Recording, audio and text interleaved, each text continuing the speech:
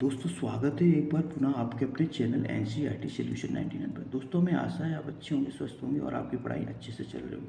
दोस्तों जैसा कि हमारी हिंदी की प्रैक्टिस सेट की श्रृंखला जारी है, तो दोस्तों इसी के अंतर्गत आज एक नई प्रैक्टिस सेट के साथ उपस्थित हो रहा हूं। दोस्तों ये प्रैक्टिस सेट आपके लिए NBS, KVS, MP TGT, UP TGT सभी प्रकार की परीक्षाओं के लिए दोस्तों बहुत ही लाभकारी साबित होगा। तो दोस्तों आज स्टार्ट करते हैं। दोस्तों पिछले सत्र में हमने प्रश्न क्रमांक 1 से 40 तक के प्रश्नों को हल किया था। आज दोस्तों हम प्रश्न क्रमांक 41 से लेकर के प्रश्न क्रमांक 80 तक के प्रश्नों को दोस्तों हल करेंगे। दोस्तों स्टार्ट करते हैं आज के सेशन को। पहला क्वेश्चन दिया है दोस्तों, लिखित भाषा में विचारों को कैसे व्यक्त करते हैं। तो दोस्तों लिखित भाषा में विचारों को लिखकर व्यक्त किया जाता है, इसको आप याद रखेंगे। तो दोस्तों भाषा को जो है संकेतों द्वारा भी व्यक्त किया जाता है दोस्तों, और बोलकर भी व्यक्त किया जाता है, और सुनकर भी व्यक्त किया जाता है, और लिखकर भी। तो जब जब जब दोस्तों लिखित भाषा में विचारों को लिखकर ही व्यक्त किया जाता है। दिवस का अवसान समीप था, गगन था कुछ लोहित हो चला, तरु शिखा पर थी अब राजती कमलनी कुल वल्लभ सी प्रभा। दोस्तों बताना ये किससे लिया गया है। तो दोस्तों ये जो है पंक्ति जो है प्री प्रवास से ली गई है, और दोस्तों इसके लेखक महाकाव्य दोस्तों ये इसमें 15 सर्ग हैं, 17 सर्ग हैं दोस्तों। और इसके जो लेखक है दोस्तों अयोध्या सिंह उपाध्याय हरिहोत है, और इसमें राधा कृष्ण के वियोग का वर्णन है। दोस्तों इसके बाद प्रश्न क्रमांक 43 दे सर्वोत्तम शब्द अपने सर्वोत्तम क्रम में कविता होती है। दोस्तों कविता की परिभाषा दी थी, और ये कविता दी थी दोस्तों कॉलरिज ने, इसको आप याद रखेंगे। इसके बाद दोस्तों हमारे देश में जयचंदों की कमी नहीं है। इसमें बताना जयचंद शब्द संज्ञा के किस भेद के अंतर्गत आता है। तो जयचंद दोस्तों जातिवाचक संज्ञा के अंतर्गत आता है, क्योंकि इससे जाति शब्द का बोध होता है। इनमें से कौन सा वर्ण स्पर्श व्यंजन नहीं है। तो स्पर्श व्यंजन दोस्तों जो है कावर्ग, चावर्ग, टावर्ग, पावर्ग, ये सब दोस्तों ये व्यंजन स्पर्श व्यंजन में आते हैं, जबकि दोस्तों यह जो है अंतस्थ व्यंजन में आता है, ना कि दोस्तों स्पर्श व्यंजन में। वाणी और अंगों के अभिनय द्वारा जो भाव प्रकट होते हैं दोस्तों उन्हें अनुभाव कहते हैं। अनुभाव जो है आप याद रखना कायिक, वाचिक, सात्विक, ये दोस्तों अनुभाव के प्रकार हैं। वर्तमान साहित्य पत्रिका के संपादक कौन थे। तो दोस्तों वर्तमान साहित्य पत्रिका के संपादक थे दोस्तों विभूति नारायण राय। इसके बाद दोस्तों प्रश्न क्रमांक 48 देखते हैं। दोस्तों आप हमारे चैनल में पहली बार आए विजिट किए हैं, तो दोस्तों आप हमारे चैनल को सब्सक्राइब कर लें, और दोस्तों अपनी कमेंट सेक्शन में अपनी प्रतिक्रिया जरूर दें। दोस्तों कविता हमारे परिपूर्ण क्षणों की वाणी है, ये किसने कहा था। दोस्तों ये कविता जो है दोस्तों सुमित्रा नंदन पंत का कथन है, कविता हमारे परिपूर्ण क्षणों की वाणी। बंग महिला का असली नाम क्या था। तो दोस्तों बंग महिला का असली नाम था राजेंद्र बाला घोष। दोस्तों इसको आप याद रखना।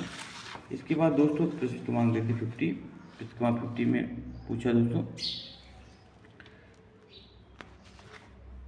यद्यपि सुधास सुलक्षणी सुवर्ण शब्द सुव्रत भूषण बिन्ना विराजिए कविता बनता मित। दोस्तों ये बताना ये किसकी जो है पंक्ति है। तो दोस्तों ये पंक्ति जो है केशवदास की, इसको आप याद रखेंगे।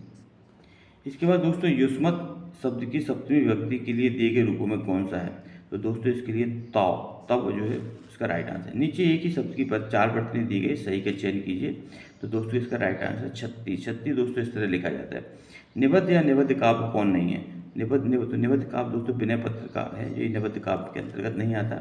जबकि प्रलय की छाया, शिवाजी को पत्र और राम की शक्ति पूजा, ये दोस्तों राम की शक्ति पूजा लंबी कविता है, और निराला द्वारा लिखी गई दोस्तों सूर्यकांत त्रिपाठी ने। उसने उसे छल से पराजित किया, छल में कौन सा कारक है। तो छल से या के द्वारा, दोस्तों यहाँ कर्ण कारक, इसको आप याद रखेंगे। आत्माराम के छद्म नाम से आचार्य महावीर प्रसाद द्विवेदी की आलोचना किसने की। दोस्तों बाल मुकुंद गुप्त ने की थी आत्माराम के छद्म नाम से। इसके बाद दुर्जन शब्द का संधि विच्छेद होगा। दुर्जन शब्द का संधि विच्छेद होगा दोस्तों दू प्लस जन, इसको आप याद रखेंगे। और दोस्तों ये विसर्ग संधि है। 84 वैष्णव की वार्ता संमत के समुदाय से। दोस्तों 84 वैष्णव की वार्ता वल्लभ संप्रदाय से। निम्नलिखित शब्दों में से कौन सा दोस्तों तत्सम शब्द है। तत्सम शब्द दोस्तों भात्र जाया तत्सम शब्द है। इसके बाद दोस्तों जो आपका घर जिस शहर में, उस शहर का नाम संज्ञा का कौन सा भेद है। तो दोस्तों ये व्यक्तिवाचक संज्ञा है। इसके बाद अनुरूप में कौन सा समाज है। दोस्तों अनुरूप में अव्यूह समाज है, इसको भी आप याद रखेंगे। दोस्तों 1951 में प्रकाशित दूसरा सप्तक में कौन सी कविता शामिल थी। तो दोस्तों 1951 में दोस्तों पहला सार सप्तक 1943 में प्रकाशित हुआ था, और दूसरा तार सप्तक जो है दोस्तों 1951 में प्रकाशित हुआ था, और इसमें जो कविता शामिल थी दोस्तों थी शकुंतला माथुर, इसको आप याद रखेंगे। और जबकि सुमन राजे दोस्तों चौथे तार सप्तक की कवित्री हैं, इसको भी याद। इंडियन प्रेस की स्थापना कब हुई थी। दोस्तों 1900 ईस्वी में इंडियन प्रेस की स्थापना हुई थी। इसके बाद दोस्तों प्रश्न क्रमांक देखते हैं हम, जो अगला प्रश्न क्रमांक 63 में क्या पूछा दोस्तों। प्रश्न क्रमांक 63 में अंतःकरण की वृत्तियों की चित्त का नाम कबता है। अंतःकरण की वृत्तियों की चित्तकराई करते दोस्तों महावीर प्रसाद द्विवेदी की पंक्ति है, बहुत ही आईएमपी है।